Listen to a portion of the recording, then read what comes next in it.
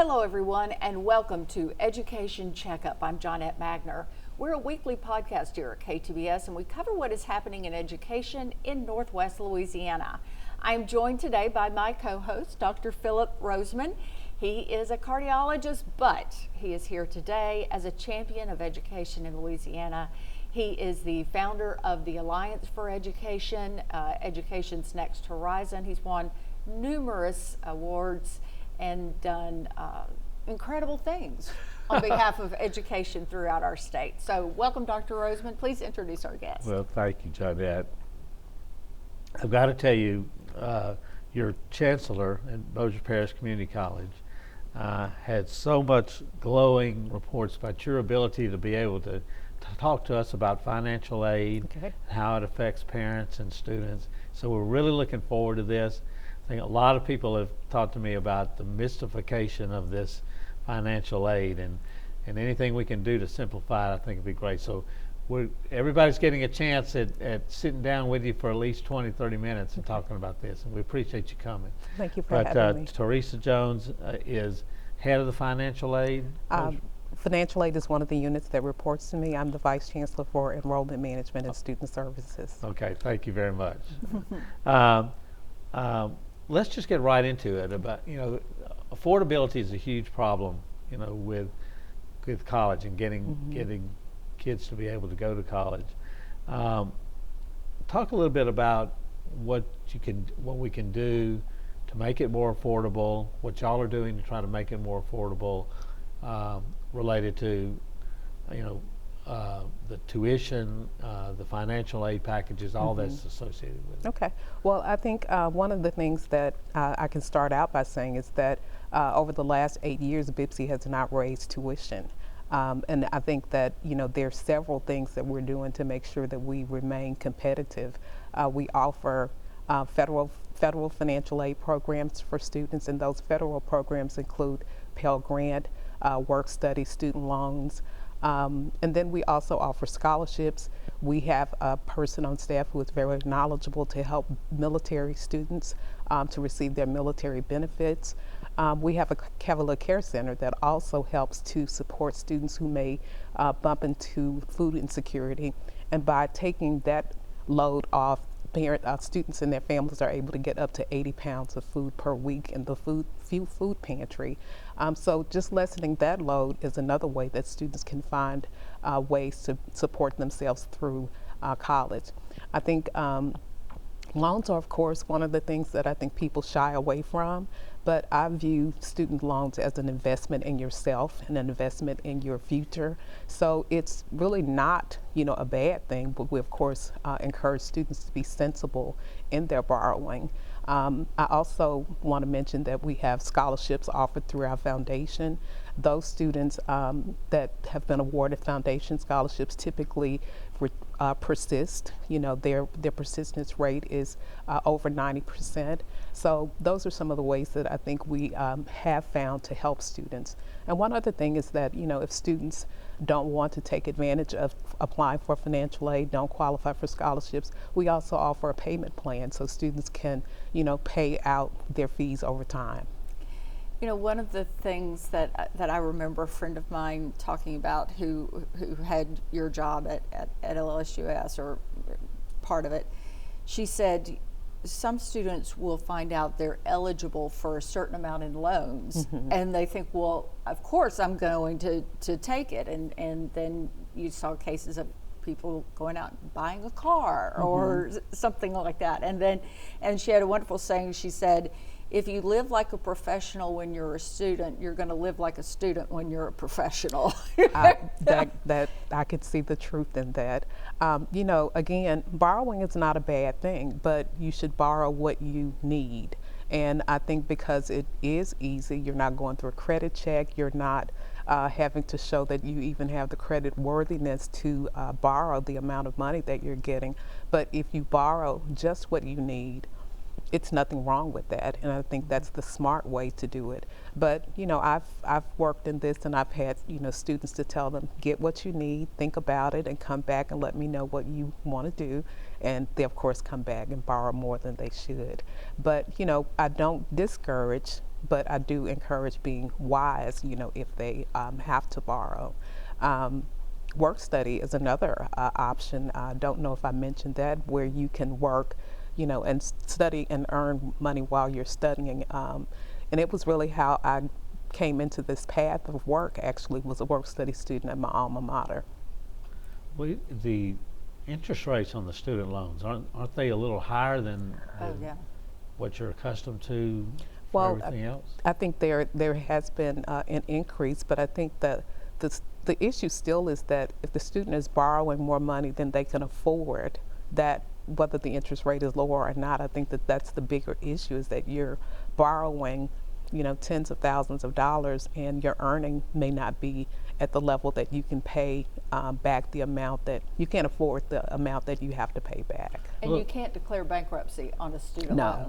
loan. That's another thing. The students I've always worried the most about, that sometimes I think we forget about, is the students who borrow and then flame out Yeah. and don't finish. So you've got the student loans, but you don't have the degree and the enhanced earning power to pay it back. Yeah. Do you talk to them about how important it is, if you're going to borrow this money, you've got to get to the finish line? Well, there are two things that I'd say to that.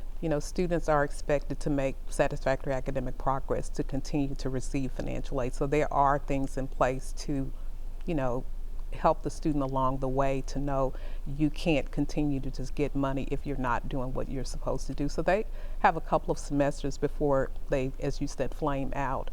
But they're, and your question, I think I've gotten myself off track, but the bottom line really is still borrow what you can reasonably afford to pay back. And I think that there are people that go in thinking, I'm going to make all of this money when I graduate, and that debt is still going to be there whether you graduate with the degree you intended to or not. But the student has to go through entrance loan counseling, so they're signing off that I'm going to pay this back. But I think in the moment, sometimes people really get caught up in the fact that I can get this amount of money right now, and they take that even when you're giving them your best advice of borrowing just what you need. It's kind of like, it's kind of like the credit card. You could, go to it. Yeah. You can have this limit, but it's at a 20% rate. And I can remember when, yeah. I'm sorry, and I can remember when credit card offers were on the campuses and students could just apply for a credit card. So it's kind of in that same vein of, you don't have anybody to say, don't do that, and you can stop them from doing it, Are those credit card offers not on the campuses anymore? No, I think when I was first in my financial aid days, that was something that we saw, being removed, so they're not on campus the way that they were. But there are other things now, I think, that probably still make it as easy, to bite off more than you can realistically chew. So there's nobody, a bank or anything, to say, this is too much. You need to. What can the students do to know what they can afford? How does that? Well, there are tools that can tell you that if you borrow this much, this is what your typical payment would be. Yeah. But in terms of qualifying, if the student qualifies, then we can't say you've borrowed more than you should borrow and not give it to them. They're eligible. And our advice would be borrow what you reasonably can afford to pay back, but we still can't tell a student, no, you can't get this money. We have TOPS, which is kind of merit-based scholarship, and we got MJ Foster, which is needs-based. And if I'm not mistaken, we're beginning to try to increase the MJ Foster needs-based scholarships. How do you use that at BPCC, and how do you see that issue with MJ Foster? Well, I think that for MJ Foster Promise, the biggest, issue would be for people that already qualify for like federal Pell Grant. That Pell Grant, if a student receives the maximum Pell Grant, then they don't typically need the then they won't have a need for the MJ Foster Promise. So I think where possible, students can get the MJ Foster Promise to kind of make up the difference. But quite a few of the students we have really get the maximum Pell Grant. And the maximum Pell Grant really is enough to cover a typical tuition package and give the student a little money extra to pay for books and supplies. But again, the student still qualifies for the loans, work study if they choose to. So it really is helping students and their families really understand how to really be wise and reasonable in making sure that if you need a car, I mean, a person does need transportation to get to school, but do you need the full amount, you know, to get you a car that can get you back and forth to campus, or the laptop that you need? And again, I mentioned earlier about the Cavalier Care Center. There's a laptop loan program there, so the students may not have to buy a laptop, but they may be able to check one out. So those are some other things that could be considered in terms of trying to make it affordable, still having the tools you need to be successful in a program. But it again boils down to the students really choosing. We are here, you know, to help and talk to students to actually make a good decision. But again, if they qualify, I can't say, I'm not going to give it to you because you have blue on. You know, one of the things I was thinking about as far as MJ Foster, and it's a large group of people that are not students right out of high school, because that's probably a minority of the students that might be served at Bossier Parish Community College or LSUS. Or what we know is that the average student age is 27. It's not 19 or 20. So people have gone a long time and they've had a lot of life in between. Some of it in which they have a family, or they're married, somebody has a job, they make more money than what they could have enough to go to college. They want to go to college, they've been hard working, and they can't make it because of that. How do you serve that student? How can we do that better? I think that, how do we do that better in terms of financing? Yeah, it? how do we do that as far as finances at BPCC, or you know, serving that need? Okay. Not just the need of the individual right out of high school who has never had a job, but those that have had a job or been married and then come back. I think that, you know, there are nuances to some of it. If the person's been in school before, sometimes there's a challenge with that they've already exhausted their financial aid eligibility. If they want to come back and try something different. So those things have to be handled individually, but MJ Foster Promise really is perfect for the adult students, because it really, you know, people call it the, you know, TOPS for adults. So I think TOPS, I think there are also the foundation scholarships and other scholarships that really may benefit a person who is, you know, getting back into the flow of school again. If they're veterans, again, we have the person in our Veterans Resource Center who really will help the student either find out about their benefits, or the student or the wife of the spouse of the veteran, or continue receiving their benefits, because we do have students that, you know, have the benefit, but they may not know how to really tap into it. Yeah. And the person we have is very good with, you know, just kind of helping persons. Find the right thing for the right person, individual. Yeah. She knows all of the ins and outs for, you know, if they're a veteran and they have money out there, she's going to make sure they don't leave it on the table. Well, I've heard people say that FAFSA they pull their hair out because it's so difficult and so complex. Do you have ways to help people get through the bureaucratic part of that? Absolutely. We have FAFSA events. We're actually having one later this week. You know, if someone needs help with completing the FAFSA, we have staff that are available. They can come to campus. An appointment is not necessary. We're open from 8 to 4:30. We have virtual office hours on Mondays from 2 to 4:30, and then on Thursdays there's also virtual appointments. So if people want to make an appointment, If they want to just call and have questions, or if they want to email, they can email finaid@bpc.edu, and we will be happy to help with any questions. And if there are organizations that would like for us to have a representative to come out, we're available to do that as well. How has the FAFSA debacle this year affected you guys, and how have you had to work around it? Well, we're still working around it and with it. There are new developments that are coming out, but what we're doing is still doing what we can to make sure that students know to fill the FAFSA out as early as you can, which is the rule every year. But I think this year the simplification, it hasn't been as simple.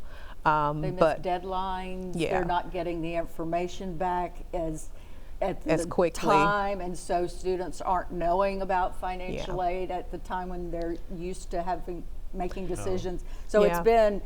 it's been really a very botched rollout from the federal government. It has been, but I think that what we can do is continue to make sure that if students need help, that we're helping them through the process.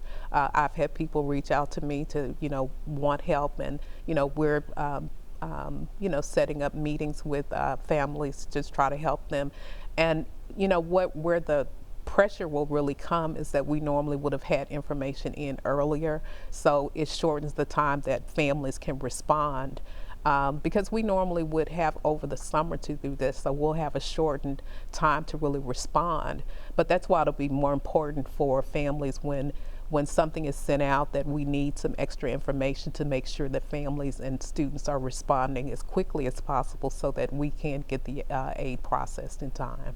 Yeah, I've also been told that even though you don't think you need to do the FAFSA for your student, that it's a good idea for almost anybody to fill it out, even if you think that you're making more money than what it would attain to. Is that?